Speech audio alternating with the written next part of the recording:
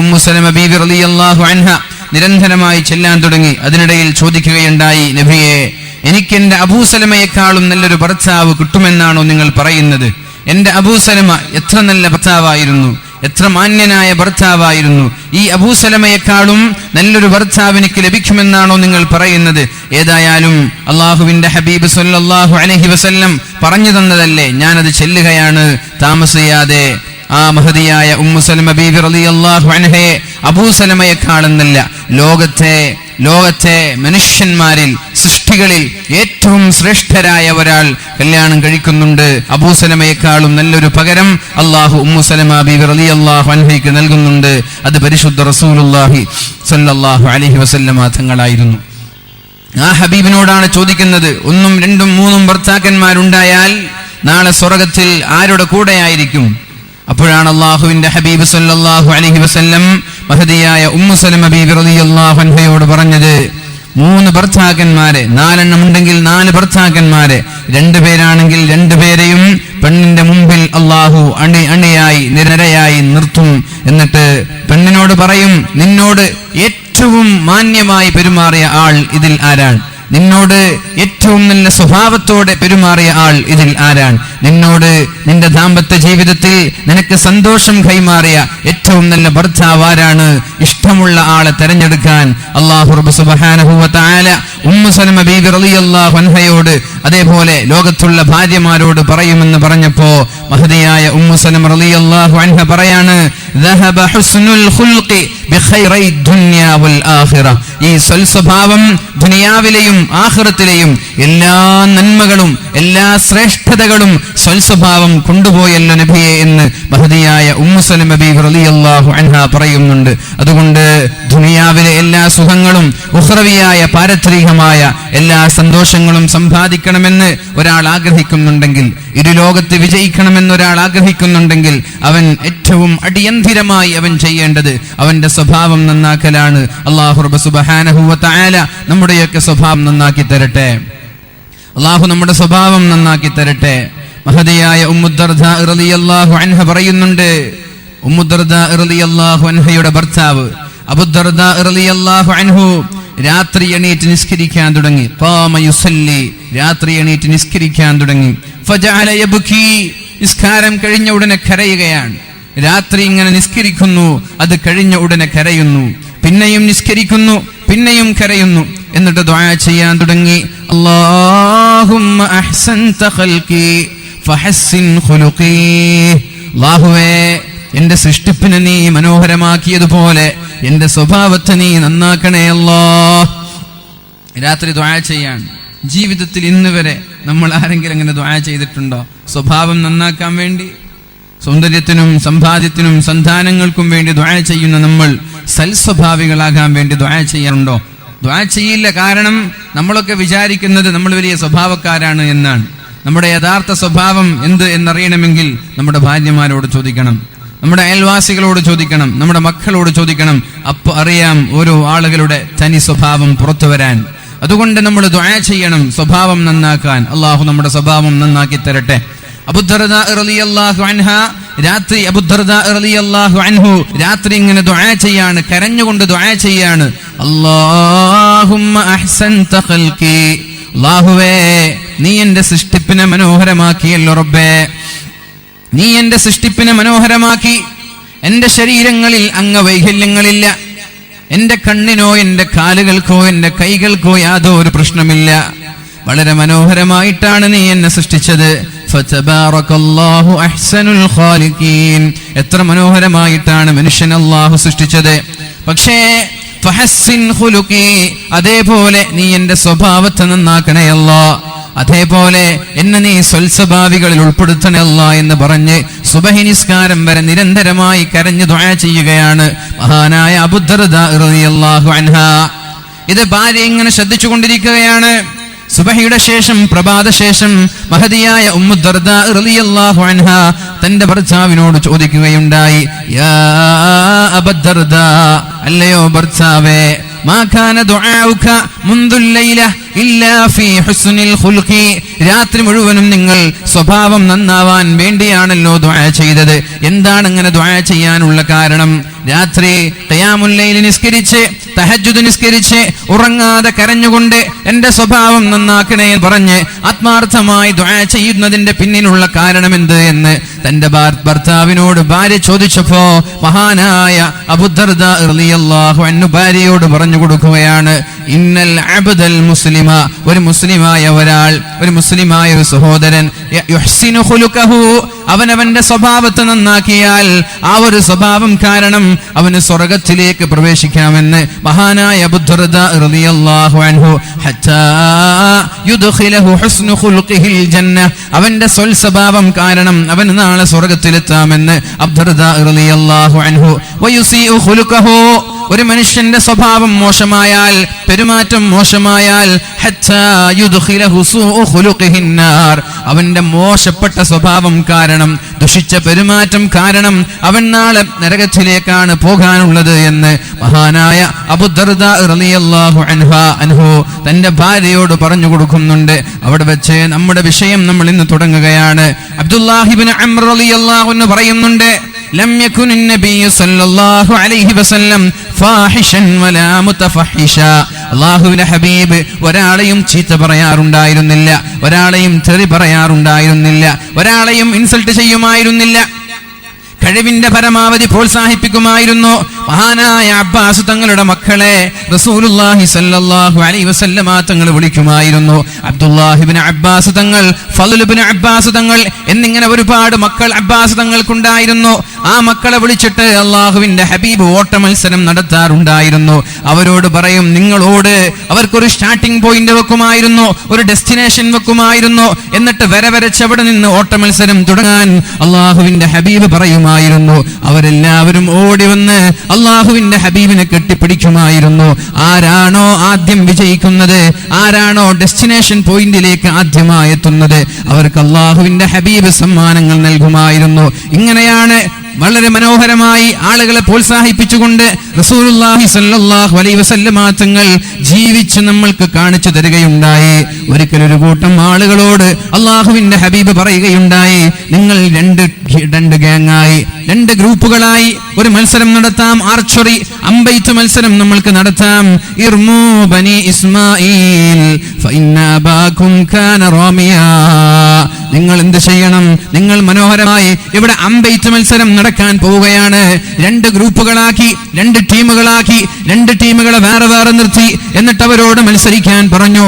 രണ്ടുപേരും മത്സരത്തിന് തയ്യാറെടുത്തപ്പോ അള്ളാഹുവിന്റെ ഹബീബ് സല്ലല്ലാഹു അലൈഹി വസല്ലം ഒരു വിഭാഗത്തിന്റെ കൂടെ നിന്ന്, ഞാൻ ഇവരുടെ കൂടെയാണെന്ന് പറഞ്ഞു, ഞാൻ ഈ ടീമിന്റെ കൂടെയാണെന്ന് പറഞ്ഞു.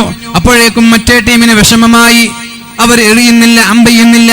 നബി തങ്ങൾ ചോദിച്ചു, എന്താണ് പ്രശ്നം, എന്തേ നിങ്ങൾ മത്സരിക്കാത്തത്? അപ്പോഴാണ് ആ സ്വഹാബാക്കളുടെ മക്കൾ പറഞ്ഞത്, ഹബീബേ സല്ലല്ലാഹു അലൈഹി വസല്ലം, നിങ്ങൾ ഞങ്ങൾക്കെതിരെ മത്സരിക്കുമ്പോ ഞങ്ങൾ എങ്ങനെയാണ് നിങ്ങളുടെ കൂടെ മത്സരിക്കുക? നിങ്ങൾ ഞങ്ങൾക്കെതിരെയാണ്, നിങ്ങൾ മറ്റൊരു ചേരിയിലാണ്, നിങ്ങൾ മറ്റു ടീമിലാണ്. അങ്ങനെ ഇരിക്കുമ്പോൾ ഞങ്ങൾ മത്സരിക്കാൻ തയ്യാറില്ല എന്ന് പറഞ്ഞ് ഒരു ടീം മത്സരത്തിൽ നിന്ന് മാറി നിൽക്കുന്നു. അപ്പോഴാണ് അള്ളാഹുവിന്റെ ഹബീബ് പറഞ്ഞത്, ഇർമൂ ബനി ഇസ്മായിൽ, നിങ്ങൾ മത്സരിച്ചോളൂ. ഫഇന്നീ മഅകും ജമീഅ, ഞാൻ നിങ്ങളുടെ രണ്ടുപേരുടെയും കൂടെയുണ്ട്, ഞാൻ നിങ്ങളുടെ രണ്ടുപേരുടെയും കൂടെയുണ്ട്, നിങ്ങൾ ധൈര്യമായി മത്സരിച്ചോളൂ എന്ന് പറഞ്ഞ് അള്ളാഹുവിന്റെ ഹബീബ് സല്ലല്ലാഹു അലൈഹി വസല്ലമ തങ്ങൾ മത്സരിപ്പിക്കുമായിരുന്നു. അവർക്ക് പ്രോത്സാഹന സമ്മാനങ്ങൾ നൽകുമായിരുന്നു. ഇന്ന് ഞാൻ ഒരു 2 മണി മുതൽ ഒരു 3:30 മണി വരെ പയ്യന്നൂരിൽ ഒരു പരിപാടിയിൽ പങ്കെടുത്തു വരികയാണ്. കുവൈറ്റ് കേരള മുസ്ലിം അസോസിയേഷൻ സംഘടിപ്പിക്കുന്ന ആ തൃക്കരിപ്പൂർ മണ്ഡലത്തിലുള്ള എല്ലാ റാങ്ക് ഹോൾഡേഴ്സിനും സമ്മാനം കൊടുക്കുന്ന പരിപാടിയായിരുന്നു. ഇത്തരം പ്രോത്സാഹനങ്ങൾ, ഇത്തരം അനുമോദനങ്ങൾ ഒരു മക്കൾക്ക്, ഒരു കുഞ്ഞിന് ലഭിക്കുന്ന, ഒരു കുഞ്ഞിന് നൽകുന്ന ധൈര്യം ചെറുതല്ല. കാരണം ചെറിയ വളർന്നു വരുന്ന മക്കൾക്ക് വാക്കിനാലോ പ്രവൃത്തിയാലോ സമ്മാനങ്ങളും റിവാർഡുകളും നമ്മൾ നൽകുമ്പോൾ അവർക്ക് വലിയ വലിയ വളർച്ച ലഭിക്കുകയാണ്. അതിന് പകരം നമ്മുടെ മോശമായൊരു വാക്കുകൊണ്ട് നമ്മൾ ഇൻസൾട്ട് ചെയ്യുകയോ തെറി പറയുകയോ നിരുത്സാഹപ്പെടുത്തുകയോ ചെയ്യുമ്പോൾ വലിയ വലിയ പ്രതിഭകൾ, വലിയ വലിയ പ്രഗത്ഭരായ നേതാക്കന്മാരായി മാറേണ്ട ആളുകൾ മുളയിലെ ഇങ്ങനെയുള്ള നിരുത്സാഹം കേട്ട്, നിരുത്സാഹപ്പെടുത്തുന്ന വാക്കുകൾ കേട്ടുകൊണ്ട് അവരുടെ വളർച്ച മുരടിക്കുന്നുണ്ട്.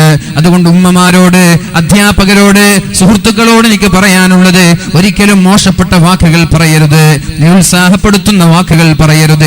ഇനി ഇൻസൾട്ട് ചെയ്യുന്ന വാക്കുകൾ പറയരുത്. കഴിവിന്റെ പരമാവധി ആളുകളെ പ്രോത്സാഹിപ്പിക്കാനാണ് ശ്രമിക്കേണ്ടത്. ആളുകളോട് നല്ല വാക്കുകൾ പറയാനാണ് ശ്രമിക്കേണ്ടത്.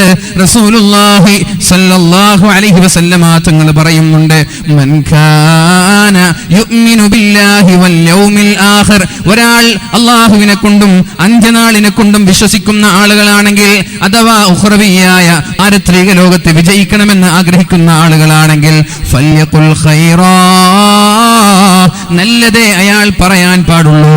വായ തുറന്നാൽ നല്ലതേ പറയാൻ പാടുള്ളൂ. നല്ല വാക്കുകളെ അയാളിൽ നിന്ന് വരാൻ പാടുള്ളൂ. ഔ ലിയസ്മുത്, നല്ലത് വരുന്നില്ല എങ്കിൽ നീ വായ തുറക്കരുത്, നിന്റെ നാവനക്കരുത്. നീ സംസാരിക്കുകയാണെങ്കിൽ നല്ലതേ പറയാൻ പാടുള്ളൂ. മോശപ്പെട്ട ഒരു വാക്ക് പോലും പറയാൻ പാടില്ല. അള്ളാഹുവിനെ കൊണ്ടും അന്ത്യനാളിനെ കൊണ്ടും വിശ്വസിക്കുന്ന ആളുകളാണെങ്കിൽ, നാളെ പാരത്രിക ലോകത്ത് വിജയിക്കുന്ന ആളുകളാണെങ്കിൽ ആളുകളോട് നല്ലത് പറയണം. ഒരാളെയും മുരടിപ്പിക്കുന്ന രീതിയിൽ, ഒരാളെയും ഇൻസൾട്ട് ചെയ്യുന്ന രീതിയിൽ, ഒരാളെയും നിരുത്സാഹപ്പെടുത്തുന്ന രീതിയിൽ ഒരു വാക്ക് പോലും പറയരുത്. ഉമ്മമാരുടെ ഭാഗത്ത് നിന്ന് വരാൻ പാടില്ല, ഉപ്പമാരുടെ ഭാഗത്ത് നിന്ന് വരാൻ പാടില്ല, അധ്യാപകന്മാരുടെ, ഉസ്താദുമാരുടെ, ചങ്ങാതിമാരുടെ ഭാഗത്ത് നിന്ന് വരാൻ പാടില്ല. ആ ഒരു വാക്ക് കാരണം അവന്റെ വളർച്ചയ്ക്ക് തകർച്ച സംഭവിക്കുന്നുണ്ട്. അതുകൊണ്ട് ആളുകൾക്ക് മാക്സിമം പ്രോത്സാഹനങ്ങൾ നൽകി ആളുകളെ മനോഹരമായി വളർത്താനുള്ള വഴികളാണ് നമ്മൾ ആലോചിക്കേണ്ടത്. അള്ളാഹു നമ്മുടെ മക്കൾക്ക് ഉയർച്ച നൽകട്ടെ. അള്ളാഹു നമ്മുടെ മക്കൾക്ക് ബുദ്ധിശക്തിയും ഓർമ്മശക്തിയും നൽകട്ടെ. നാടിനും സമുദായത്തിനും മാതാപിതാക്കൾക്കും ദീനിനും ഉപകരിക്കുന്ന സ്വാലിഹീങ്ങളായ കൺകുളിർമയുള്ള മക്കളായി അള്ളാഹു നമ്മുടെ മക്കളെ സ്വീകരിക്കുമാറാവട്ടെ. മഹാനായ അബ്ദുല്ലാഹി ഇബ്നു അംർ റളിയല്ലാഹു അൻഹു പറയാണ്, ലം യകുനിൻ നബിയ്യു സല്ലല്ലാഹു അലൈഹി വസല്ലം ഫാഹിഷൻ വലാ മുതഫഹിഷാ, അല്ലാഹുവിന്റെ ഹബീബ് ചീത്ത പറയുന്ന ആളായിരുന്നില്ല, ഒരാളെയും വിഷമിപ്പിക്കുന്ന ആളായിരുന്നില്ല. തന്റെ ഭാര്യയായ ആയിഷ ബീവി റളിയല്ലാഹു അൻഹയോട് ഓട്ടമത്സരം നടത്തിയത് എന്തിന്?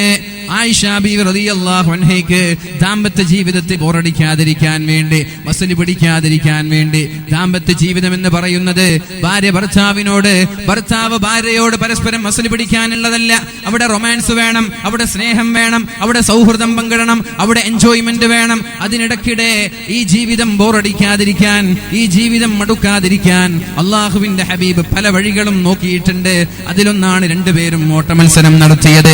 അതേപോലെ പള്ളിയുടെ മുമ്പിലേക്ക് പാട്ട് പാടാനും, അതേപോലെ പാട്ടുപാടി നൃത്തം വെക്കാൻ വന്ന ആളുകൾ അവർ വന്ന് കളിച്ചുകൊണ്ടിരിക്കുമ്പോൾ അള്ളാഹുവിന്റെ ഹബീബ് ആയിഷ ബീവി റളിയല്ലാഹു അൻഹയെ തന്റെ തോളിലേക്ക് ഉയർത്തി, തന്റെ കൈകൾ കൊണ്ടുയർത്തി, എന്നിട്ട് ആ കളി കാണിച്ചു കൊടുത്തത്, ആ പാട്ട് കേൾപ്പിച്ചു കൊടുത്തത് അത് ജീവിതത്തിൽ ഒരു ആസ്വാദനം ഉണ്ടാവാൻ, ഹലാലായ എൻജോയ്മെന്റിന് വേണ്ടിയിട്ടാണ്. ജീവിതം ബോറടിക്കാതിരിക്കാൻ വേണ്ടി നിങ്ങൾ ആകെ മസല് പിടിച്ചു നിൽക്കരുത്. ആളുകൾക്കിടയിൽ കളിക്കാനും ചിരിക്കാനും തമാശകൾ പങ്കിടാനും ശ്രമിക്കണമെന്നാണ് അള്ളാഹുവിന്റെ ഹബീബിന്റെ ജീവിതം നമ്മൾക്ക് പഠിപ്പിച്ചു തരുന്നത്. ചില ആളുകൾ വലിയ ദിക്ർ ചൊല്ലുന്ന ആളുകളാണ്, ചില ആളുകൾ വലിയ നിസ്കരിക്കുന്ന ആളുകളാണ്, വലിയ ഖുർആൻ ഓതുന്ന ആളുകളാണ്. ഇബാദത്ത് എന്ന് പറഞ്ഞ് ദിക്ർ എന്ന് പറഞ്ഞ് തസ്ബീഹ് എന്ന് പറഞ്ഞ് ഭാര്യമാരുമായുള്ള ബന്ധങ്ങളിൽ വിള്ളലേൽക്കാൻ പാടില്ല. അവർക്ക് ചെയ്തു കൊടുക്കേണ്ടത് ചെയ്തു കൊടുക്കൽ നമ്മുടെ ബാധ്യതയാണ്. അവരെ മെയിൻറ്റെയിൻ ചെയ്യൽ, അവരോട് സംസാരിക്കൽ, അവരോട് മാന്യമായി പെരുമാറലൊക്കെ നമ്മുടെ ബാധ്യതകളാണ്. അതില്ലാതെ ഒരാളുടെയും ജീവിതം പൂർണ്ണമാവുകയില്ല. അല്ലാഹുവിന്റെ ഹബീബ് സല്ലല്ലാഹു അലൈഹി വസല്ലമ തങ്ങളുടെ സമീപത്തേക്ക് ഒരാൾ വന്നിട്ട് ചോദിക്കുകയാണ്, നബിയെ, ഒരു പെണ്ണിനെ കുറിച്ചാണ് ചോദിച്ചത്. നല്ല നിസ്കാരക്കാരിയാണ്, കൃത്യമായി നിസ്കരിക്കുന്ന ആളാണ്, തഹജ്ജുദുണ്ട്, സ്വതക്കയുണ്ട്, സകാത്തുണ്ട്, എല്ലാമുണ്ട്, നല്ലൊരു സച്ചരിതയായ പെണ്ണ്. പക്ഷേ ആ പെണ്ണിനെ സംബന്ധിച്ചിടത്തോളം അയൽവാസികൾക്ക് നല്ല അഭിപ്രായമല്ല. അയൽവാസികൾക്ക് അവളെ കുറിച്ച് മോശമായ അഭിപ്രായമാണ്. അയൽവാസികളോട് മോശമായി പെരുമാറുന്ന പെണ്ണായിരുന്നു. നിങ്ങളുടെ അഭിപ്രായം എന്ത്? അവൾ മരിച്ചു പോയിരിക്കുകയാണ്. അല്ലാഹുവിന്റെ ഹബീബ് റസൂലുള്ളാഹി സ്വല്ലല്ലാഹു അലൈഹി വസല്ലം രണ്ടാമതൊന്നും ആലോചിക്കാതെ ഉടനെ തന്നെ പറഞ്ഞത്, ഹിയ ഫിന്നാർ, അവൾ നരകത്തിലാണ്. തഹജ്ജുദ് നിസ്കരിക്കുന്ന, നിസ്കാരം വളരെ കൃത്യമായി അനുഷ്ഠിക്കുന്ന, സകാത്ത് കൊടുക്കുന്ന, നോമ്പ് നോൽക്കുന്ന, സുന്നത്ത് നോമ്പുകൾ ചെയ്യുന്ന സച്ചരിതയായ പെണ്ണ്. പക്ഷേ സ്വഭാവം മോശമായതിന്റെ പേരിൽ, അയൽവാസികളോട് മോശമായി പെരുമാറിയതിന്റെ പേരിൽ പ്രത്യേകമായൊരു അന്വേഷണം നടത്താതെ, ഒരു വിശകലനം നടത്താതെ അല്ലാഹുവിന്റെ ഹബീബ് ഉടനെ പറഞ്ഞത്, സ്വഭാവം മോശമായാൽ ഒരു തഹജ്ജുദും അവർക്ക് ഉപകരിക്കുകയില്ല. ഒരു സ്വതക്കയും ഉപകരിക്കൂല, ഒരു സക്കാത്തും ഉപകരിക്കൂല, ഒരു നോമ്പും ഉപകരിക്കൂല. സ്വഭാവം നന്നാവാതെ ഒരാളും സ്വർഗത്തിലെത്തൂല എന്നാണ് ഈ പരിശുദ്ധമായ ഹദീസിൽ നിന്ന് നമ്മൾ പഠിക്കേണ്ടത്. മറ്റൊരു പെണ്ണിനെ കുറിച്ച് ചോദിക്കുകയുണ്ടായി, യാ റസൂലല്ലാഹ്, അല്ലാഹുവിന്റെ ഹബീബേ, ഞങ്ങൾക്ക് ചോദിക്കാനുള്ളത് മറ്റൊരു പെണ്ണിനെ കുറിച്ചാണ്. വലിയ നിസ്കാരക്കാരിയല്ല, വലിയ സച്ചരിതയായ പെണ്ണല്ല, പക്ഷേ ആ പെണ്ണിനെ കുറിച്ച് അയൽവാസികൾക്ക് പരാതിയില്ല, നല്ല സ്വഭാവക്കാരിയാണ്. സ്വതക്ക ആ പെണ്ണ് കൊടുക്കാറില്ല, സകാത്ത് നിർബന്ധമായ ബാധ്യതകൾ വീട്ടി എന്നല്ലാതെ നിസ്കാരവും അതുപോലെ തട്ടിമുട്ടി നിസ്കരിക്കുന്ന ഒരു പെണ്ണ് വലിയ സൂഫി വര്യയോ സച്ചരിതയായ പെണ്ണ് എന്ന് നമ്മൾക്ക് പറയാൻ പറ്റൂല. പക്ഷെ ആ പെണ്ണിന്റെ പ്രത്യേകത, ഒരു അയൽവാസിക്ക് പോലും ആ പെണ്ണിനെ കുറിച്ച് പരാതി പറയാനില്ല. ആ പെണ്ണും മരിച്ചു പോയിരിക്കുകയാണ്. ഹബീബേ സല്ലല്ലാഹു അലൈഹി വസല്ലം, ആ പെണ്ണിനെ കുറിച്ച് നിങ്ങളുടെ അഭിപ്രായം എന്ത് എന്ന് ചോദിച്ചപ്പോ പരിശുദ്ധ റസൂലുള്ളാഹി സ്വല്ലല്ലാഹു അലൈഹി വസല്ലം തങ്ങൾ ആലോചിക്കാതെ പറഞ്ഞത്, ഹിയ ഫിൽ ജന്ന, അവൾ സ്വർഗ്ഗക്കാരിയാണ് എന്ന് മുഹമ്മദുർ റസൂലുള്ളാഹ്. അമൽ കുറഞ്ഞാലും ഇബാദത്ത് കുറഞ്ഞാലും സ്വഭാവം നന്നായാൽ നാളെ സ്വർഗ്ഗത്തിലേക്ക് എത്തുമെന്നാണ് അല്ലാഹുവിന്റെ ഹബീബ് പഠിപ്പിക്കുന്നത്. അപ്പൊ സ്വർഗ്ഗം സമ്പാദിക്കാനുള്ള വഴി നമ്മുടെ സ്വഭാവം നന്നാക്കലാണ്. മഹാനായ അനസ് ഇബ്നു മാലിക് റളിയല്ലാഹു അൻഹു പറയുന്നുണ്ട്, ഇന്നൽ അബ്ദ ലയബ്ലുഗു ബിഹുസ്നി ഖുൽഖിഹി അഅലാ ദറജത്തിൻ ഫിൽ ജന്ന. ഒരാൾ അയാളുടെ സ്വഭാവം നന്നാക്കിയാൽ, ഒരാൾ അയാളുടെ സ്വഭാവം മനോഹരമാക്കിയാൽ, ആളുകളോടുള്ള പെരുമാറ്റം നന്നാക്കിയാൽ അയാൾക്ക് സ്വർഗ്ഗത്തിലെ ഏറ്റവും മഹത്തമായ ഏറ്റവും ഉന്നതമായ ദറജ അല്ലാഹു നൽകുമെന്ന് മഹാനായ അനസ് ഇബ്നു മാലിക് റളിയല്ലാഹു അൻഹു പറയുന്നുണ്ട്. വഹുവ ഗൈറു ആബിദ്, അയാൾ വലിയ ആബിദല്ല, അയാൾ വലിയ നിസ്കാരക്കാരനല്ല, അയാൾ വലിയ നോമ്പുകാരനല്ല, എന്നാലും സ്വഭാവം നന്നാക്കിയതിന്റെ പേരിൽ അല്ലാഹു അയാൾക്ക് സ്വർഗ്ഗത്തിലെ ഉന്നതമായ ദറജ നൽകുമെന്ന് പരിശുദ്ധ റസൂലുള്ളാഹി സ്വല്ലല്ലാഹു അലൈഹി വസല്ലം. വേറെ ഒരാൾ വയബ്ലുഗു ബിസൂഇ ഖുലുഖിഹി, മോശം സ്വഭാവം കൊണ്ട് അസ്ഫല ദറക്കി ജഹന്നമ, നരകത്തിന്റെ ഏറ്റവും താഴെ തട്ടിലേക്ക് ഒരാൾ എത്തുമെന്ന് മഹാനായ അനസ് ഇബ്നു മാലിക് റളിയല്ലാഹു അൻഹു പറയുന്നുണ്ട്. വഹുവ ആബിദുൻ, അയാൾ വലിയ ഇബാദത്ത് എടുക്കുന്ന ആളാണ്, അയാൾ വലിയ സൂഫി വര്യനാണ്, അയാൾ അല്ലാഹുവിനെ പേടിച്ച് ജീവിച്ച ആളാണ്, പക്ഷേ അയാളുടെ സ്വഭാവം വളരെ മോശമാണ്. എന്നാൽ ആ സ്വഭാവം മോശമായതിന്റെ പേരിൽ നരകത്തിന്റെ ഏറ്റവും താഴെ തട്ടിലാണ് അയാള് എന്ന് മഹാനായ അനസ് ഇബ്നു മാലിക് റളിയല്ലാഹു അൻഹു. നമ്മുടെ നാടുകളിലൊക്കെ കാണാം ചില ആളുകളെ, ബാങ്ക് വിളിക്കുമ്പോൾ പള്ളിയിലേക്ക് വരുന്നവർ, ഇമാമിന്റെ നേരെ പിന്നിൽ നിന്ന് ജമാഅത്തായി നിസ്കരിക്കുന്നവർ, സുന്നത്തുകൾ ഒഴിവാക്കാറില്ല, തഹജ്ജുദ് ഒഴിവാക്കാറില്ല, പരിശുദ്ധ ഖുർആൻ അവർ ഓതാറുണ്ട്. പക്ഷേ അയൽവാസികൾക്ക് അവരെ കുറിച്ച് മോശം അഭിപ്രായമാണ്. നാട്ടുകാർക്കാർക്കും അയാളെ കുറിച്ച് മതിപ്പില്ല, ഒരാളും അയാളുടെ നന്മകൾ എടുത്തു പറയാറില്ല, എല്ലാവർക്കും അയാളെ കുറിച്ച് പറയുമ്പോൾ മോശപ്പെട്ട അഭിപ്രായമാണ്. അങ്ങനെയുള്ള ഒരുപാട് ആളുകൾ എനിക്കറിയാം. കൃത്യമായി പള്ളിയിലേക്ക് വരുന്നവർ, കൃത്യമായി നിസ്കരിക്കുന്നവർ, സുന്നത്തുണ്ട്, ഖുർആനുണ്ട്, തഹജ്ജുദുണ്ട്, എല്ലാ നിസ്കാരങ്ങളും വളരെ കൃത്യമായി അനുഷ്ഠിക്കുന്ന ആളുകൾ. പക്ഷേ അയൽവാസികൾ, ഇപ്പോ മഹാന്മാരായ സ്വഹാബാക്കളൊക്കെ പഠിപ്പിക്കുന്നത്, ഒരാളുടെ സ്വഭാവം കൊണ്ട് നരകത്തിന്റെ ഏറ്റവും അടിത്തട്ടിലേക്ക് എത്തും. അയാൾ വലിയ ആബിദാണെങ്കിലും വലിയ സൂഫി വര്യനാണെങ്കിലും ശരി, നിസ്കാരവും സുന്നത്തും സ്വതക്കയും തഹജ്ജുദും ഖുർആനും ഒന്നും നാളെ നമ്മളെ രക്ഷപ്പെടുത്തൂല ഈ സ്വഭാവം മോശമായാൽ. മഹാനായ യഹ്യ ഇബ്നു മുആദ് റളിയല്ലാഹു അൻഹു പറയുന്നുണ്ട്, ഹുസ്നുൽ ഖുൽഖി ഹസനത്തുൻ ലാ തളുറു മഅഹാ കസ്റത്തു സയ്യിആത്ത്.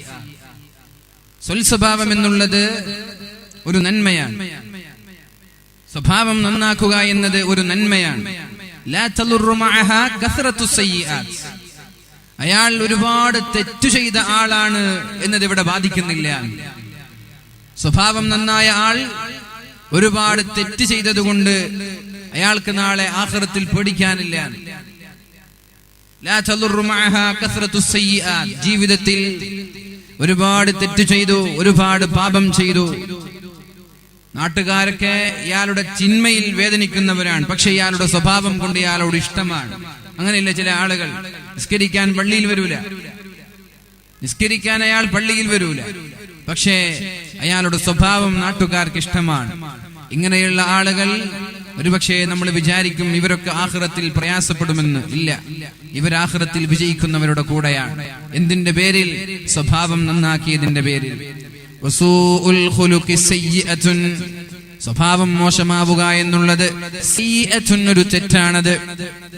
ലാ തൻഫഉ മഅഹാ കത്റത്തുൽ ഹസനാത്ത്, ഒരുപാട് നന്മ ചെയ്തു എന്ന കാരണത്താൽ സ്വഭാവ ദൂഷ്യമുള്ള ആൾ നാളെ രക്ഷപ്പെടൂല എന്ന് മഹാനായ യഹ്യ ഇബ്നു മുആദ് റളിയല്ലാഹു അൻഹു.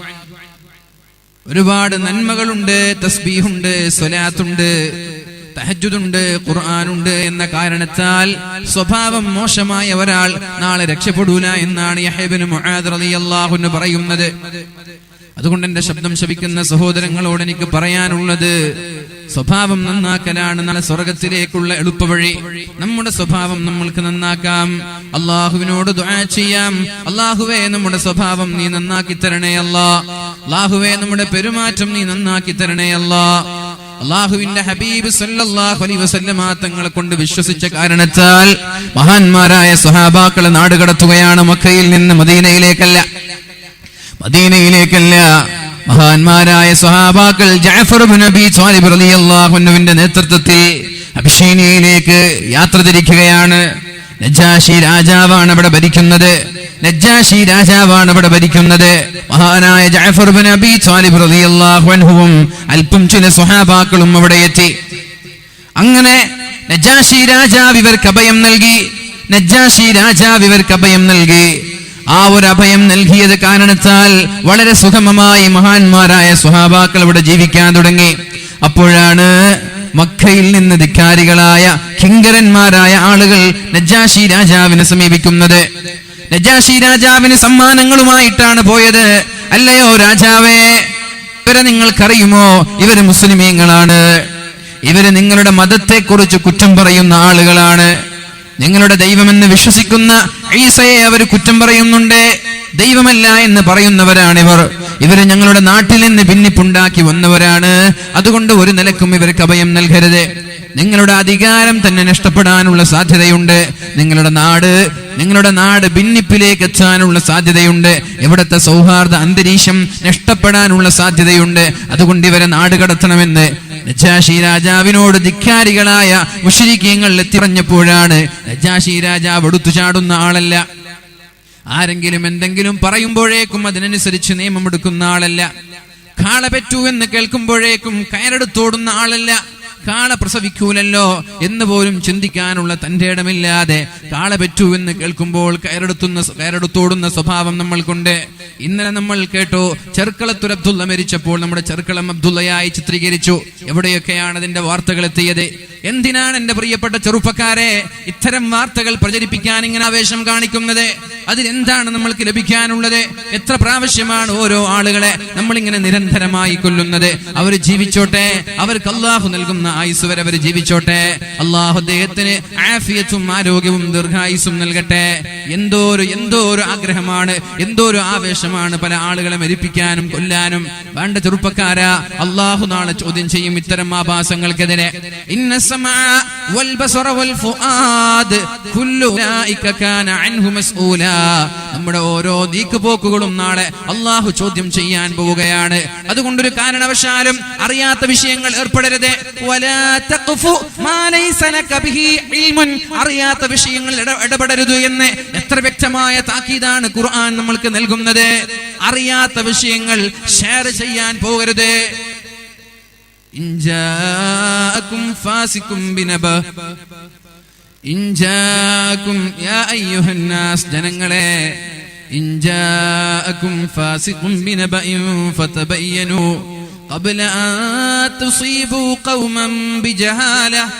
നിങ്ങൾക്കൊരു വാർത്ത ലഭിച്ചാൽ വിശ്വാസയോഗ്യമല്ലാത്ത ഒരാൾ, വിശ്വസിക്കാൻ പറ്റാത്ത ഒരാൾ നിങ്ങൾക്കൊരു വാർത്ത തന്നാൽ അതിന്റെ സത്യാവസ്ഥ അറിയാതെ നിങ്ങൾ ഫോർവേഡ് ചെയ്യല്ല എന്ന്, ഷെയർ ചെയ്യല്ല എന്ന് 14 നൂറ്റാണ്ടുകൾക്ക് മുമ്പ് ഖുർആൻ പറഞ്ഞത് നമ്മുടെ വാട്സപ്പിനെയും ഫേസ്ബുക്കിനെ കുറിച്ച് തന്നെയാണ്, അല്ലേ? എന്താ എന്താണ് ഈ ഫാസിഖ് എന്ന് പറഞ്ഞാൽ? വിശ്വസിക്കാൻ പറ്റാത്ത ഒരാൾ, വിശ്വാസയോഗ്യനല്ലാത്ത ഒരാൾ. ഈ വാട്സപ്പിൽ വരുന്നതൊക്കെ നമ്മൾക്ക് വിശ്വസിക്കാൻ പറ്റുമോ? എന്തൊക്കെയാണ് അതിൽ വരുന്നത്? എന്തൊക്കെയാണ് നിരന്തരമായി നമ്മൾ വായിച്ചു കൊണ്ടിരിക്കുന്നത്? എന്തൊക്കെയാണ് നമ്മൾ കേട്ടുകൊണ്ടിരിക്കുന്നത്? അതുകൊണ്ട് ഇത്തരം ആളുകളോട് പറയാനുള്ളത്,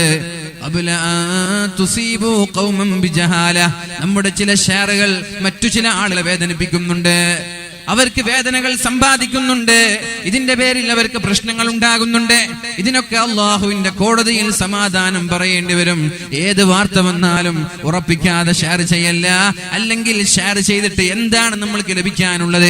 എന്തിനാണ് ഇങ്ങനെ വ്യഗ്രത കാണിക്കുന്നത്? എന്തിനാണ് ഇങ്ങനെ ധൃതി കാണിക്കുന്നത്? അങ്ങനെ ഒരു വാർത്ത നമ്മൾക്ക് ലഭിച്ചാൽ ഉറപ്പിച്ച ശേഷം ജനങ്ങൾക്ക് അറിയിച്ചാൽ പോരെ? എന്തിനാണ് ഇങ്ങനെ ഒരു ധൃതി കാണിക്കുന്നത്? ദയവ് ചെയ്ത് ഇത്തരം വിഷയങ്ങളിൽ പറയാനുള്ളത്, ആവശ്യമില്ലാതെ കാണപറ്റൂ എന്ന് കേൾക്കുമ്പോഴേക്കും കയറെടുത്തോടല്ലേ സമൂഹമേ. ഉത്തമമായ സമുദായത്തിന്റെ, അല്ലാഹു തആല പറഞ്ഞ ഉത്തമമായ സമുദായത്തിന്റെ ഉടമകളായ നമ്മൾ ഇത്തരം വൃത്തികെട്ട സ്വഭാവങ്ങളിൽ ഏർപ്പെടരുത്. പറഞ്ഞു വരുന്നത്, നജ്ജാശി രാജാവ് ഇങ്ങനെ ഒരു എടുത്തു ചാടുന്ന സ്വഭാവക്കാരനല്ല. മക്കാ മുശ്രിക്കീങ്ങളായ ധിക്കാരികളായ അഹങ്കാരികളായ ആളുകൾ സ്വസ്ഥമായി ജീവിക്കാൻ അനുവദിക്കാതെ മക്കയിലെ മഹാന്മാരായ സ്വഹാബാക്കളെ വീണ്ടും നാടുകടത്താൻ പറഞ്ഞപ്പോ നജ്ജാശി രാജാവ് ജഅഫർ റളിയല്ലാഹു അൻഹുവിനെ വിളിക്കുകയാണ്. നിങ്ങളിൽ ഒരാൾ പറയണം എന്താണ് ഇസ്ലാം എന്ന്. എന്താണ് ഇസ്ലാം? നമ്മളൊക്കെ മുസ്ലിമീങ്ങളാണ് എന്ന് പറയുന്നുണ്ട്. ഇത്തരം സ്വഭാവക്കാരാണോ നമ്മൾ? ഇസ്ലാമിനെ കുറിച്ച് ഒരു ഡെഫിനിഷൻ നൽകാൻ, ഒരു നിർവചനം നൽകാൻ, ഇസ്ലാമിനെ കുറിച്ച് വിശദീകരിക്കാൻ നജ്ജാശി രാജാവ് മഹാന്മാരായ സ്വഹാബാക്കളോട് പറഞ്ഞപ്പോ മഹാനായ ജഅഫർ തങ്ങൾ എണീറ്റ് നിൽക്കുകയാണ്. രാജാവേ, എന്താണ് ഇസ്ലാം എന്ന് ഞങ്ങൾ പറഞ്ഞു തരാം. കുന്നാ ഖൗമൻ അഹ്ല ജാഹിലിയ്യ, ഞങ്ങൾ ഇരുണ്ട യുഗം എന്ന് ചരിത്രകാരന്മാർ വിശേഷിപ്പിച്ചിരുന്ന, അജ്ഞതയുടെ യുഗമെന്ന് ആളുകൾ വിശേഷിപ്പിച്ചിരുന്ന ഒരു കാലഘട്ടത്തിലാണ് ഞങ്ങൾ ജീവിച്ചിരുന്നത്. വിവരമില്ലാത്ത ഒരു കാലഘട്ടത്തിലാണ്, ജാഹിലിയ കാലഘട്ടത്തിലാണ് ഞങ്ങൾ ജീവിച്ചിരുന്നത്. നഅ്ബുദുൽ അസ്നാം, ബിംബങ്ങളെ ആരാധിക്കുമായിരുന്നു ഞങ്ങള്. മരങ്ങളെ, കല്ലുകളെ, വൃക്ഷങ്ങളെ, തീയിനെ, വെള്ളത്തെ, സൂര്യനെ എന്നിത്യാദി വസ്തുക്കളെ ഞങ്ങൾ ആരാധിക്കുമായിരുന്നു. ചത്തുപോയ ശവങ്ങളെ തിന്ന ആളുകളായിരുന്നു ഞങ്ങള്. ചത്തുപോയത് അശുദ്ധിയാണെന്ന് പോലും വകവെക്കാതെ ചത്തുപോയതിനെ തിന്നുന്ന ആളുകളായിരുന്നു ഞങ്ങളെ. വ്യഭിചാരം ചെയ്യുന്നവരായിരുന്നു ഞങ്ങളെ. കുടുംബ ബന്ധത്തിന് യാതൊരു പ്രസക്തി പോലും നൽകാത്ത ആളുകളാണ് ഞങ്ങള്. അയൽവാസികളോട് വളരെ മോശമായി പെരുമാറുന്നവരായിരുന്നു ഞങ്ങള്. ഇതായിരുന്നു ഞങ്ങളുടെ സ്വഭാവം. ഇങ്ങനെയായിരുന്നു ഞങ്ങൾ ജീവിച്ചിരുന്നത്. പിന്നെ പരിശുദ്ധമായ ഇസ്ലാം നമ്മളിലേക്ക് കടന്നു വരികയാണ്. ഇനിയാണ് ഇസ്ലാമിനെ കുറിച്ച് പറയാൻ പോകുന്നത്. മുസ്ലിമീങ്ങളായ എന്റെ പ്രിയപ്പെട്ട സുഹൃത്തുക്കളോട് എനിക്ക് പറയാനുള്ളത്, എന്താണ് ഇസ്ലാം എന്ന് നമ്മൾ കേൾക്കണം. ആരെങ്കിലും എഴുതി വെക്കുന്നതോ ആരെങ്കിലും പ്രഭാഷണങ്ങൾ നടത്തുന്നതോ അല്ല ഇസ്ലാം. ഇസ്ലാം എന്താണെന്ന് മഹാനായ ജഅഫർ ഇബ്നു അബീ ത്വാലിബ് റളിയല്ലാഹു അൻഹു പറയാണ്, ഹത്താ ബഅസല്ലാഹു ഫീനാ റജുലൻ, ഞങ്ങളിലേക്ക് ഒരു മനുഷ്യനെ അല്ലാഹു അയക്കുകയുണ്ടായി, ഒരു പുരുഷനെ അല്ലാഹു നിയോഗിക്കുകയുണ്ടായി. നഅരിഫു അമാനതഹു, അയാൾ വിശ്വസ്തനാണ് എന്ന് ഞങ്ങൾക്കറിയാം. അയാൾ ഒരു സുപ്രഭാതത്തിൽ പൊട്ടി വളർന്ന ആളല്ല, പൊട്ടി മുളച്ച ആളല്ല. അയാളുടെ ചെറുപ്പം മുതലേ ഞങ്ങൾക്കറിയാം അയാൾ വിശ്വസ്തനാണെന്ന് ഞങ്ങൾക്കറിയാം. വസിദ്ഖഹു, അയാൾ സത്യസന്ധനാണ് എന്ന് ഞങ്ങൾക്കറിയാം. വഅഫാഫഹു, അയാളുടെ ചാരിത്ര ശുദ്ധിയും ഞങ്ങൾക്കറിയാം. അദ്ദേഹത്തിന്റെ തറവാട് ഞങ്ങൾക്കറിയാം, അദ്ദേഹത്തിന്റെ സ്വഭാവം ഞങ്ങൾക്കറിയാം, അദ്ദേഹത്തിന്റെ കുടുംബ ബന്ധം ഞങ്ങൾക്കറിയാം. അദ്ദേഹം ഞങ്ങളോട് പറഞ്ഞത് ഫദഅനാ ഇലല്ലാഹ്, ഞങ്ങളിലേക്ക് വന്നിട്ട് അദ്ദേഹം ആദ്യം പറഞ്ഞത്, ഒരു ഉപകാരമോ ഒരു ഉപദ്രവമോ ചെയ്യാത്ത മരങ്ങളെ നിങ്ങൾ ആരാധിക്കരുത്, ഒരു ഉപകാരമോ ഉപദ്രവമോ ചെയ്യാത്ത കല്ലുകളെ നിങ്ങൾ ആരാധിക്കരുത്. അന്നഅബുദ ഫദഅനാ ഇലല്ലാഹി ലിനഅബുദഹു വനുവഹിദ, അല്ലാഹു ഏകനാണ്, ഏകനായ അള്ളാഹുവിനെ മാത്രമേ നിങ്ങൾ ആരാധിക്കാൻ പാടുള്ളൂ. ഇവിടെ കാണുന്ന കല്ലുകള്, മുള്ളുകള്, മരങ്ങള്, വൃക്ഷങ്ങളെല്ലാം അള്ളാഹുവിന്റെ സൃഷ്ടികളാണ്. ഇവർക്കൊന്നും ഉപകാരം ചെയ്യാനോ ഉപദ്രവം ചെയ്യാനോ കഴിയില്ല. വിളിച്ചാൽ നിങ്ങളുടെ വിളി പോലും കേൾക്കാത്ത ആളുകളാണിവർ. അതുകൊണ്ട് ഒരു കാരണവശാലും നിങ്ങൾ ഇവരെ ആരാധിക്കരുത്, അല്ലാഹുവിനെ മാത്രം ആരാധിക്കണം. ഞങ്ങളുടെ ഉപ്പമാരും ഞങ്ങളുടെ പ്രപിതാക്കളും ആരാധിച്ചിരുന്ന കല്ലുകളെയും ബിംബങ്ങളെയും വലിച്ചെറിയാൻ പറഞ്ഞു. രാജാവേ, ഇതാണോ ഞങ്ങൾ ചെയ്ത തെറ്റ്? നിങ്ങൾ പറയണം. കല്ലുകളെ ആരാധിച്ചിരുന്ന ഞങ്ങൾ, മൃഗങ്ങളെ ആരാധിച്ചിരുന്ന ഞങ്ങൾ, ബിംബങ്ങളെ ആരാധിച്ചിരുന്ന ഞങ്ങൾ ഇനി കല്ലുകളെ ആരാധിക്കുന്നില്ല, ബിംബങ്ങളെ ആരാധിക്കുന്നില്ല. ഈ കല്ലുകളെയും ഈ ബിംബങ്ങളെയും ഈ മരങ്ങളെയും സൃഷ്ടിച്ച ഏകനായ അള്ളാഹുവിനെ ഞങ്ങൾ ആരാധിക്കുമെന്ന് തീരുമാനിച്ചു. ഇതാണോ രാജാവേ ഞങ്ങൾ ചെയ്ത തെറ്റ്? നിങ്ങൾ പറയണം. ഇതാണോ ഞങ്ങൾ ചെയ്ത തെറ്റ്? ഇതിന്റെ പേരിലാണ് മക്കയിൽ നിന്ന് ഞങ്ങൾ ആട്ടി ഓടിച്ചത്. നിങ്ങൾ പറയണം, ഞങ്ങൾ ചെയ്യുന്ന തെറ്റിതാണോ? ഞങ്ങളോട് പറഞ്ഞു, നുണ പറയരുത്, സത്യം മാത്രമേ പറയാൻ പാടുള്ളൂ, ഒരാളോടും കളവ് പറയരുത്. എത്ര ലാഘവത്തോടെയാണ് കളവ് പറഞ്ഞിരുന്നത്. നമ്മുടെ ഓരോ ആളുകളുടെ ആവശ്യങ്ങൾക്ക് വേണ്ടി നിരന്തരമായി കളവ് പറഞ്ഞിരുന്ന ഞങ്ങളോട് അല്ലാഹുവിന്റെ ഹബീബ് സല്ലല്ലാഹു അലൈഹി വസല്ലമ തങ്ങൾ പറഞ്ഞു, ഖുലിൽ ഹഖ്ഖ വഇൻ കാന മുറാ. നിങ്ങളുടെ തല തെറിക്കാൻ സാധ്യതയുണ്ടെങ്കിൽ വരെ, നിങ്ങളുടെ സ്ഥാനം നഷ്ടപ്പെടാൻ സാധ്യതയുണ്ടെങ്കിൽ വരെ, നിങ്ങളുടെ അഭിമാനം നഷ്ടപ്പെടാൻ സാധ്യതയുണ്ടെങ്കിൽ വരെ, തല പോയാലും നിങ്ങൾ നുണ പറയരുത്, തല പോയാലും നിങ്ങൾ കളവ് പറയരുത്. കളവ് പറഞ്ഞിരുന്ന ഞങ്ങൾ പിന്നെ കളവ് നിർത്തി സത്യം പറയാൻ തുടങ്ങി. ഇതാണോ രാജാവേ ഞങ്ങൾ ചെയ്ത തെറ്റ്? മുസ്ലിമായപ്പോഴാണ് കളവ് പറയുന്നത് നിർത്തി സത്യം പറയാൻ തുടങ്ങിയത്. ഇതാണോ ഞങ്ങൾ ചെയ്യുന്ന തെറ്റ്? രാജാവേ അങ്ങ് പറയണം. പിന്നെ മഹാനായ നജാഷി രാജാവിനോട് മഹാനായ ജഅഫർ തങ്ങൾ ചോദിക്കുകയാണ്, വഅദാഇൽ അമാന, വഞ്ചന നടത്തരുത്, വിശ്വസിച്ച ആളുകളെ വഞ്ചിക്കരുത് എന്ന് അള്ളാഹുവിന്റെ ഹബീബ് സല്ലല്ലാഹു അലൈഹി വസല്ലം ഞങ്ങളോട് പഠിപ്പിക്കുകയുണ്ടായി. ഞങ്ങൾ വഞ്ചിക്കുന്ന ആളുകളായിരുന്നു. ഒരു വാക്ക് നൽകിയാൽ ആ വാക്ക് പൂർത്തീകരിക്കാത്ത ആളുകളായിരുന്നു ഞങ്ങൾ. വാഗ്ദാനം ലംഘിക്കുന്ന ആളുകളായിരുന്നു ഞങ്ങള്. വിശ്വാസ വഞ്ചന നടത്തുന്ന ആളുകളായിരുന്നു ഞങ്ങള്. അതെല്ലാം ഞങ്ങൾ നിർത്തി. ഞങ്ങളുടെ വാക്കിന് വില വന്നു. വിശ്വസിക്കുന്ന ആളുകളെ, നമ്മൾ വിശ്വസിച്ച ആളുകളെ വഞ്ചിക്കാതെ അവരെ നമ്മൾ വിശ്വസിക്കുന്ന രീതിയിൽ അവരോട് പെരുമാറാൻ തുടങ്ങി. ഇതാണോ രാജാവേ മുസ്ലിമായതിനു ശേഷം ഞങ്ങൾക്കുണ്ടായ മാറ്റം? ഇതാണോ ഞങ്ങൾ ചെയ്ത തെറ്റ്? നിങ്ങൾ പറയണം രാജാവേ. വസിലത്തുർ റഹിമി, കുടുംബബന്ധം ചേർക്കാൻ തുടങ്ങി രാജാവേ. ഉപ്പിക്ക് ഞങ്ങൾ സ്ഥാനം നൽകിയിരുന്നില്ല, ഉമ്മമാർക്ക് സ്ഥാനം നൽകിയിരുന്നില്ല, ജ്യേഷ്ഠന്മാർക്ക് അനുജന്മാർക്ക് ഞങ്ങൾ സ്ഥാനം നൽകിയിരുന്നില്ല. വഅഹ്യാനൻ നജൂറു അഖാനാ ഇദാ ലം നജിദ് ഇല്ലാ അഖാനാ. ചില സമയങ്ങളിൽ ഞങ്ങൾ ഞങ്ങളുടെ ജ്യേഷ്ഠന്മാരുമായി യുദ്ധം ചെയ്യുമായിരുന്നു, ഞങ്ങളുടെ അനുജന്മാരുമായി യുദ്ധം ചെയ്യുമായിരുന്നു.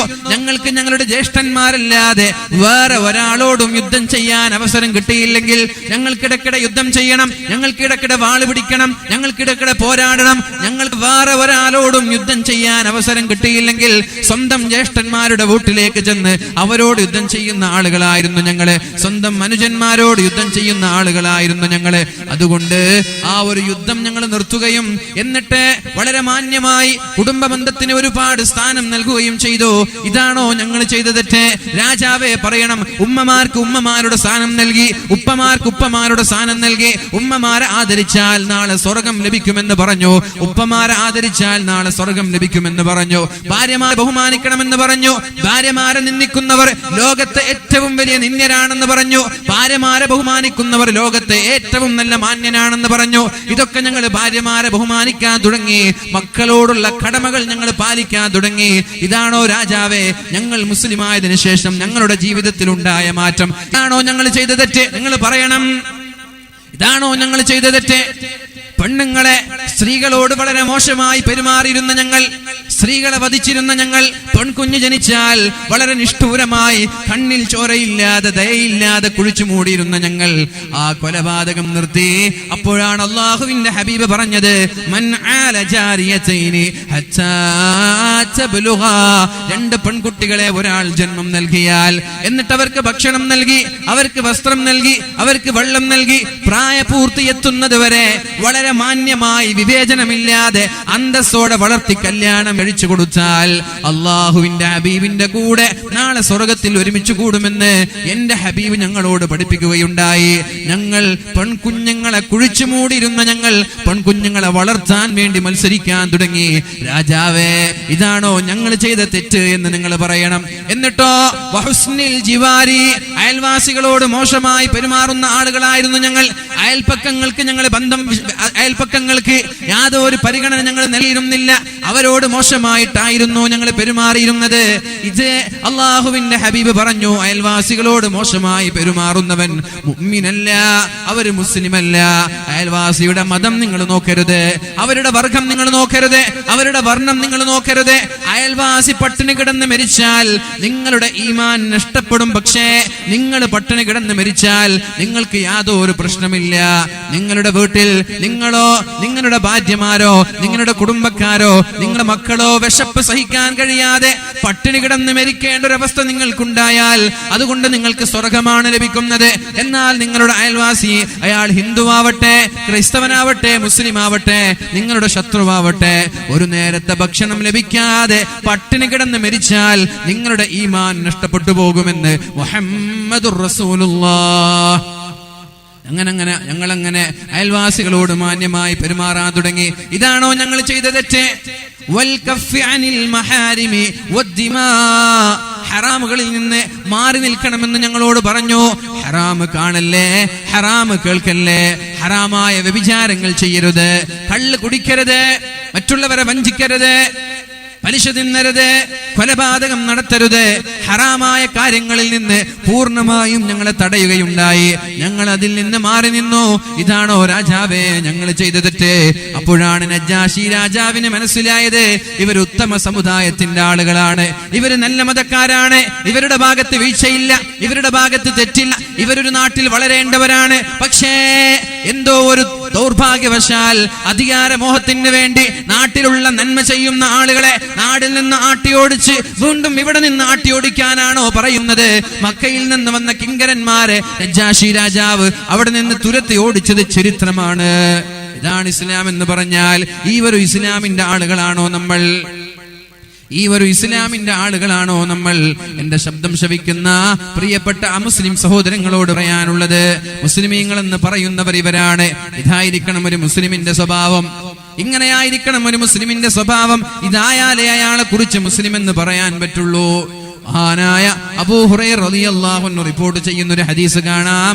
അല്ലാഹുവിന്റെ ഹബീബ് സല്ലല്ലാഹു അലൈഹി വസല്ലമ തങ്ങൾ മഹാനായ അബൂ ഹുറൈറ റളിയല്ലാഹു അൻഹുവിനെ വിളിക്കുകയാണ്. യാ അബാ ഹുറൈറ, അബൂ ഹുറൈറ അലൈക ബിഹുസ്നിൽ ഖുൽഖി, അബൂ ഹുറൈറ നിനക്ക് നിന്റെ സ്വഭാവം നന്നാക്കൽ നിന്റെ ബാധ്യതയാണ്. വളരെ മാന്യമായി പെരുമാറൽ നിന്റെ കടമയാണ്. ആളുകളോടൊക്കെ വളരെ സുസ്മേരവദനായി പുഞ്ചിരിയോടെ വളരെ മാന്യമായി പെരുമാറണമെന്ന് മഹാനായ അബൂ ഹുറൈറ റളിയല്ലാഹു അൻഹുവിനോട് പറഞ്ഞപ്പോ അബൂ ഹുറൈറ റളിയല്ലാഹു അൻഹു ചോദിക്കുകയാണ്, വമാ ഹുസ്നുൽ ഖുൽഖി യാ റസൂലല്ലാഹ്, അല്ലാഹുവിന്റെ ഹബീബേ എന്താണ് ഹുസ്നുൽ ഖുൽഖ് എന്ന് പറഞ്ഞാൽ? നിങ്ങൾ പറഞ്ഞു സ്വൽസ്വഭാവം വേണമെന്ന്. എന്താണ് ഈ സ്വൽസ്വഭാവം? സ്വൽസ്വഭാവത്തിന്റെ ഡെഫിനിഷൻ ഒന്ന് പറഞ്ഞു തരുമോ? സ്വൽസ്വഭാവത്തിന്റെ പര്യായം എന്ന് പറഞ്ഞു തരുമോ എന്ന് മഹാനായ അബൂ ഹുറൈറ റളിയല്ലാഹു അൻഹു അല്ലാഹുവിന്റെ ഹബീബിനോട് ചോദിച്ചപ്പോഴാണ് പരിശുദ്ധ റസൂലുള്ളാഹി സ്വല്ലല്ലാഹു അലൈഹി വസല്ലമ തങ്ങൾ പറഞ്ഞത്, ആതസില മൻ ഖതഅക, ആതസില മൻ ഖതഅക വതഅഫു അമ്മൻ ളലമക വതുഅതിയ മൻ ഹറമക. ഈ മൂന്ന് കാര്യങ്ങളാണ് സ്വൽസ്വഭാവം എന്ന് പറയുന്നത്. എന്തൊക്കെയാണ്? ഒന്ന്, അൻതസില മൻ ഖതഅക, നിന്നോട് കുടുംബ ബന്ധം വിച്ഛേദിച്ച് നിൽക്കുന്ന ആളുകളോട് നീ ബന്ധം സ്ഥാപിക്കലാണ് സ്വൽസ്വഭാവം എന്ന് പറഞ്ഞാൽ. കല്യാണത്തിന് നിന്നെ ക്ഷണിക്കാത്തവരോട് നീ മാന്യമായി പെരുമാറി. നിന്റെ മകളുടെ കല്യാണം വരുമ്പോ ആദ്യം അവരെ വിളിക്കലാണ് കുടുംബ ബന്ധം എന്ന് പറഞ്ഞാൽ. കല്യാണത്തിന് വിളിച്ച് നിന്റെ വീട്ടിലേക്ക് വരാത്ത കുടുംബക്കാരെ അവര് കല്യാണത്തിന് ക്ഷണിച്ചാൽ ആദ്യം അവരുടെ കല്യാണ വീട്ടിലേക്ക് പോകലാണ് കുടുംബ ബന്ധം എന്ന് പറഞ്ഞാൽ. അതാണ് സ്വൽസ്വഭാവം എന്ന് പറഞ്ഞാൽ. അല്ലാതെ ഇങ്ങോട്ട് ബന്ധം വെക്കുന്നവരോട് അങ്ങോട്ട് തിരിച്ചു ബന്ധം വെക്കുക, എന്നെ ക്ഷണിച്ചവരോട് തിരിച്ചു ക്ഷണിക്കുക, എന്റെ കല്യാണത്തിന് വന്നാൽ തിരിച്ചും കല്യാണത്തിന് പോവുക, എന്റെ വീട്ടിലേക്ക് വരുമ്പോൾ ഗിഫ്റ്റുകളും സമ്മാനങ്ങളും ബേക്കറികളും ഫ്രൂട്ട്സുകളുമായി വരുന്ന വീട്ടിലേക്ക് അതേപോലെ തിരിച്ചു കൊണ്ടുപോവുക. ഇങ്ങോട്ട് കൊണ്ടുവരാത്തവന്റെ വീട്ടിലേക്ക് ഒന്നും കൊണ്ടുവരാതെ പോവുക. അതേപോലെ ഇങ്ങോട്ട് വരാത്തവന്റെ വീട്ടിലേക്ക് പോവാതിരിക്കുക. ഇതല്ല സ്വൽസ്വഭാവം എന്ന് പറഞ്ഞാൽ, ഇതല്ല കുടുംബബന്ധം എന്ന് പറഞ്ഞാൽ. ഇതിനെക്കുറിച്ച് പറയുന്നത് ബിസിനസ് എന്നാണ്, ഇതിനെക്കുറിച്ച് പറയുന്നത് കച്ചവടം എന്നാണ്. 100 രൂപ കൊടുത്താൽ ഒരു വസ്തു വാങ്ങാം, 1000 രൂപ കൊടുത്താൽ, ഒരു 400 രൂപ കൊടുത്താൽ മാർക്കറ്റിൽ പോയാൽ ഒരു മീൻ വാങ്ങാം. 100 രൂപ കൊടുത്തു, നിനക്ക് മീൻ തന്നു. നീ കൊടുക്കാതെ നിനക്ക് തരൂല. ക്യാഷ് കൊടുക്കാതെ മീൻ തരൂല. ക്യാഷ് കൊടുത്ത് മീൻ തന്നില്ലെങ്കിലും പ്രശ്നമാണ്. എന്നാൽ കുടുംബബന്ധം അങ്ങനെയല്ല. ഇങ്ങോട്ട് തന്നവന് തിരിച്ചതേപോലെ കൊടുക്കലല്ല കുടുംബബന്ധം എന്ന് പറഞ്ഞാൽ. സ്വൽസ്വഭാവം എന്ന് പറഞ്ഞാൽ നിന്റെ വീട്ടിലേക്ക് വരാത്ത വീടുകൾ ഏതാണ്, അവരുടെ വീട്ടിലേക്ക് തേടിപ്പോവണം. നിന്നെ ബഹുമാനിക്കാത്തവൻ, നിനക്ക് തീരെ പരിഗണന നൽകാത്തവൻ, നിന്നോട് സ്നേഹമില്ലാത്തവൻ, അവരെ തെരഞ്ഞു പിടിച്ച് അവരുടെ വീട്ടിൽ പോയി അവരോട് കുടുംബബന്ധം സ്ഥാപിക്കലാണ് നല്ല സ്വൽസ്വഭാവം എന്ന് മുഹമ്മദുർ റസൂലുള്ളാഹി സല്ലല്ലാഹു അലൈഹി വസല്ലം, അല്ലാഹുവിന്റെ ഹബീബ് സല്ലല്ലാഹു അലൈഹി വസല്ലമ തങ്ങൾ അറഫാ മൈതാനിയിൽ 100,000 ചില്ലാനം സ്വഹാബാക്കൾ ഒരുമിച്ച് കൂടിയ ഒരു സദസ്സിൽ അല്ലാഹുവിന്റെ ഹബീബ് സല്ലല്ലാഹു അലൈഹി വസല്ലം ഒരു വഅദ് പറയുകയാണ്. എന്നിട്ട് അവിടെ വെച്ച് അല്ലാഹുവിന്റെ ഹബീബ് ചോദിക്കുകയാണ്, നിങ്ങളിൽ കുടുംബബന്ധം വിച്ഛേദിച്ച ആരെങ്കിലും ഉണ്ടെങ്കിൽ ദയവ് ചെയ്ത് ഈ സദസ്സിൽ ഇരിക്കാൻ പാടില്ല. കുടുംബക്കാരോട് തെറ്റി നിൽക്കുന്നവർ ഒരു കാരണവശാലും ഈ സദസ്സിൽ ഇരിക്കാൻ പാടില്ല. ഇവിടെ നിന്ന് എണീറ്റ് പോകണമെന്ന് പറഞ്ഞപ്പോ അല്ലാഹുവിന്റെ ഹബീബ് സല്ലല്ലാഹു അലൈഹി വസല്ലമ തങ്ങളുടെ സദസ്സിൽ നിന്ന് ഒരു സ്വഹാബി എണീറ്റ് പോവുകയുണ്ടായി. നബി തങ്ങൾ പറഞ്ഞു, കുടുംബബന്ധം പിണങ്ങി നിൽക്കുന്ന ആരെങ്കിലും ഈ സദസ്സിലുണ്ടെങ്കിൽ ദയവ് ചെയ്ത് എണീറ്റ് പോകണമെന്ന്. ഒരാൾ എണീറ്റ് പോയി. കുറച്ചു കഴിഞ്ഞു നബി തങ്ങൾ ഇങ്ങനെ പ്രഭാഷണം തുടരാൻ. ആ പോയ വ്യക്തി തിരിച്ചു വന്നു. അയാളെ വിളിച്ചു. എവിടേക്കാ പോയത്? അയാൾ പറഞ്ഞു, അല്ലാഹുവിന്റെ ഹബീബേ സല്ലല്ലാഹു അലൈഹി വസല്ലം, നിങ്ങളല്ലേ പറഞ്ഞത് കുടുംബബന്ധം തെറ്റി നിൽക്കുന്ന ആൾ ഈ സദസ്സിലിരിക്കരുത് എന്ന്. കുടുംബക്കാരോട് പിണങ്ങി നിൽക്കുന്ന ആളുകൾ, ചൊടിച്ചു നിൽക്കുന്ന ആളുകൾ ഈ സദസ്സിലിരിക്കരുത് എന്ന് നിങ്ങളല്ലേ പറഞ്ഞത്. ഞാൻ വർഷങ്ങളായി പിണങ്ങി നിൽക്കുന്ന എന്റെ ഒരു അമ്മായി, വർഷങ്ങളായി ഞാൻ പിണങ്ങി നിൽക്കുന്ന എന്റെ ഒരു കുടുംബക്കാരൻ, ആ കുടുംബക്കാരനെ കാണാൻ വേണ്ടി ഞാൻ പോയതാണ് നബിയെ. അവരോട് പോയി സലാം പറഞ്ഞ് സംസാരിച്ച് നിങ്ങളോട് കുടുംബബന്ധം ഊട്ടി ഉറപ്പിച്ച് ഇങ്ങോട്ട് കടന്നു വന്നതാണ് നബിയെ എന്ന് പറഞ്ഞപ്പോ അല്ലാഹുവിന്റെ ഹബീബായ മുഹമ്മദുർ റസൂലുള്ളാഹി സല്ലല്ലാഹു അലൈഹി വസല്ലമ തങ്ങൾ ആ സ്വഹാബിയോട് പറയുകയാണ്, ഏതെങ്കിലും ഒരു സദസ്സിൽ, ഏതെങ്കിലും ഒരു വീട്ടിൽ കുടുംബബന്ധം വിച്ഛേദിച്ചു നിൽക്കുന്ന ആളുകൾ ഉണ്ടായാൽ, പിണങ്ങി നിൽക്കുന്ന ആളുകൾ ഉണ്ടായാൽ ആ സദസ്സിലേക്ക് റഹ്മത്തിന്റെ മാലാക്കമാർ ഇറങ്ങുകയില്ല.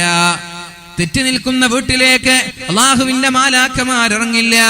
തെറ്റി നിൽക്കുന്ന കുടുംബബന്ധത്തോട് ചൊടിച്ചു നിൽക്കുന്ന ആരെങ്കിലും ഈ സദസ്സിലുണ്ടെങ്കിൽ ഇവിടേക്ക് അല്ലാഹുവിന്റെ മാലാക്കമാർ ഇറങ്ങുകയേ ഇല്ല എന്ന് മുഹമ്മദുർ റസൂലുള്ളാഹി. അവരുടെ ദുആ അല്ലാഹുവിന് വേണ്ട, അവരുടെ ആരാധന അല്ലാഹുവിന് വേണ്ട, അവരുടെ ഒരു നന്മയും അല്ലാഹുവിന് വേണ്ട. മഹാനായ അബൂ ഹുറൈറ റളിയല്ലാഹു അൻഹു ദുആ ചെയ്യുന്ന സമയത്ത് ഒരുമിച്ച് കൂടി ദുആ സമ്മേളനം നടത്തുമ്പോൾ പലപ്പോഴും പറയാറുണ്ട്, പിണങ്ങി നിൽക്കുന്ന ആരെങ്കിലും ഉണ്ടെങ്കിൽ ദയവ് ചെയ്ത് സദസ്സിൽ നിന്ന് മാറി നിൽക്കണമെന്ന് മഹാനായ അബൂ ഹുറൈറ റളിയല്ലാഹു അൻഹു പറയാറുണ്ട്. അങ്ങനെ ഒരു ദിവസം പറഞ്ഞപ്പോ അബൂ ഹുറൈറ റളിയല്ലാഹു അൻഹുവിന്റെ സദസ്സിൽ നിന്ന് ഒരു സ്വഹാബി എണീറ്റ് പോവുകയുണ്ടായി. വർഷങ്ങളോളം പിണങ്ങി നിൽക്കുന്ന ഒരാളോട് സലാം പറഞ്ഞപ്പോഴാണ് ആ സഹോദരി ചോദിച്ചത്, ഇന്നലെ കണ്ടിട്ട് മിണ്ടാൻ തയ്യാറാവാത്ത നീ ഇന്നെന്തേ ഇങ്ങോട്ട് വന്ന് സംസാരിക്കാനുള്ള കാരണം? ഇതുവരെ കണ്ടിട്ട് മൈൻഡ് ചെയ്തില്ല, ഇതുവരെ സംസാരിച്ചില്ല, ഇപ്പോഴെന്തേ ഒരു മാറ്റമുണ്ടായത്? അപ്പോഴാണ് ആ സ്വഹാബി പറഞ്ഞത്, മഹാനായ അബൂ ഹുറൈറ റളിയല്ലാഹു അൻഹു ദുആ ചെയ്യുമ്പോൾ പറയാറുണ്ട്, ദുആ ചെയ്യുന്ന സദസ്സിൽ പിണങ്ങി നിൽക്കുന്ന ഒരാളും ഇരിക്കാൻ പാടില്ല എന്ന്. അതെന്തേ എന്ന് അബൂ ഹുറൈറയോട് ചോദിക്കണമെന്ന് സഹോദരി പറഞ്ഞു. നേരെ അബൂ ഹുറൈറ റളിയല്ലാഹു അൻഹുവിന്റെ സമീപത്തേക്ക് കടന്നു വന്നിട്ട് അബൂ ഹുറൈറ റളിയല്ലാഹു അൻഹുവിനോട് ചോദിക്കുകയാണ്, നിങ്ങൾ എന്തേ അങ്ങനെ പറയാനുള്ള കാരണം? അപ്പോഴാണ് മഹാനായ അബൂ ഹുറൈറ റളിയല്ലാഹു അൻഹു പറഞ്ഞത്, ഒരാൾ കുടുംബബന്ധം തെറ്റി നിൽക്കുന്ന ഒരു സദസ്സിൽ, കുടുംബബന്ധം തെറ്റി നിൽക്കുന്ന ഒരാൾ ഒരു സദസ്സിലുണ്ടെങ്കിൽ ആ സദസ്സിലെ ദുആ അല്ലാഹു സ്വീകരിക്കുകയേ ഇല്ല. 10,000 നൽകി, ലക്ഷങ്ങൾ നൽകി, സ്വർണ്ണാഭരണങ്ങൾ കൈകളിൽ നിന്ന് ഊരിക്കൊടുത്ത് ഉസ്താദേ ദുആ ചെയ്യണമെന്ന് പറഞ്ഞ് പല വഅദിന്റെ സദസ്സുകളിലും നമ്മുടെ പെൺകുട്ടികൾ, നമ്മുടെ പെണ്ണുങ്ങൾ, നമ്മുടെ സ്ത്രീകൾ, നമ്മുടെ സഹോദരങ്ങൾ സംഭാവന ചെയ്ത ദുആ കൊണ്ട് വസിയ്യത്ത് ചെയ്യാറുണ്ട്. 1,00,000 രൂപ, 2,00,000 രൂപ, ഒരു കൈചെയിന്, ഒരു വള, ഒരു മോതിരം, ഒരു കമ്മല് എന്നിങ്ങനെ പറഞ്ഞ് ഉസ്താദേ എന്റെ രോഗത്തിന് ശിഫ ലഭിക്കാൻ, എനിക്ക് മക്കളുണ്ടാവാൻ, എന്റെ മരിച്ചുപോയ പിതാവിന്റെ ഖബറിടം സ്വർഗീയമാവാൻ ദുആ ചെയ്യണമെന്ന് പറഞ്ഞ് പല ആളുകളും വസിയ്യത്ത് ചെയ്യാറുണ്ട്. പക്ഷേ ഞാൻ പറയട്ടെ, ഇത്തരം സദസ്സുകളിൽ പിണങ്ങി നിൽക്കുന്ന ആരെങ്കിലും ഒരാൾ ഇരിപ്പുണ്ടെങ്കിൽ ആ സദസ്സിലേക്ക് അല്ലാഹുവിന്റെ മാലാക്കമാർ ഇറങ്ങുകയേ ഇല്ല. ആ മാലാക്കമാർ ഇറങ്ങൂല എന്ന് മാത്രമല്ല, അവരുടെ ദുആ അല്ലാഹു സ്വീകരിക്കൂല, അവരുടെ പ്രാർത്ഥന അല്ലാഹു സ്വീകരിക്കൂല, ആ സദസ്സിനെ അല്ലാഹു ശ്രദ്ധിക്കുകയേ ഇല്ല. അതുകൊണ്ട് ഒരു കാരണവശാലും ദുആ ചെയ്യുന്ന സമയത്ത് പിണങ്ങി നിൽക്കുന്ന ഒരാളും സദസ്സിലിരിക്കാൻ പാടില്ല. അല്ലെങ്കിൽ എത്രയും പെട്ടെന്ന് സലാം പറഞ്ഞ് സംസാരിക്കണം. എത്രയും പെട്ടെന്ന് അവരോട് ഫോണിലൂടെയോ ടെക്സ്റ്റ് മെസ്സേജിലൂടെയോ വീട്ടിലേക്കോ ചെന്ന് സലാം പറഞ്ഞ് പിണക്കം മാറ്റി എന്നിട്ട് വേണം വഅദിന്റെ സദസ്സിലേക്ക് വരാൻ. അല്ലെങ്കിൽ ആത്മാർത്ഥമായി ദുആഇന്റെ ഇജാബത്ത് പ്രതീക്ഷിച്ച് ഇൽമിന്റെ സദസ്സാണ്, വഅദിന്റെ സദസ്സാണ് എന്ന് പറഞ്ഞ് ഒരുപാട് ആളുകൾ ഇരിക്കുമല്ലോ എന്ന പ്രതീക്ഷയോടെ ദുആ കൊണ്ട് വസിയ്യത്ത് ചെയ്ത ആളുകൾ നിരാശരായി പോകാൻ ആരാണ് കാരണക്കാരൻ? കുടുംബ ബന്ധം തെറ്റി നിൽക്കുന്ന ആളുകൾ. ഒരു കാരണവശാലും അത്തരം ആളുകൾ വഅദിന്റെ സദസ്സിലേക്ക് വരരുത്. അത്തരം ആളുകൾ ദുആഇന്റെ സദസ്സിൽ ഇരിക്കരുത്. വരരുത് എന്ന് പറഞ്ഞാൽ വഅദ് കേൾക്കണമല്ലോ, എന്നാലല്ലേ ഒരു മാറ്റം ഉണ്ടാവുക. അതുകൊണ്ട് അല്പം മാറി നിൽക്കാം. ദുആ ചെയ്യുന്ന സമയത്ത് മാറി നിൽക്കണം. ദുആ അല്ലാഹു സ്വീകരിക്കുകയില്ല.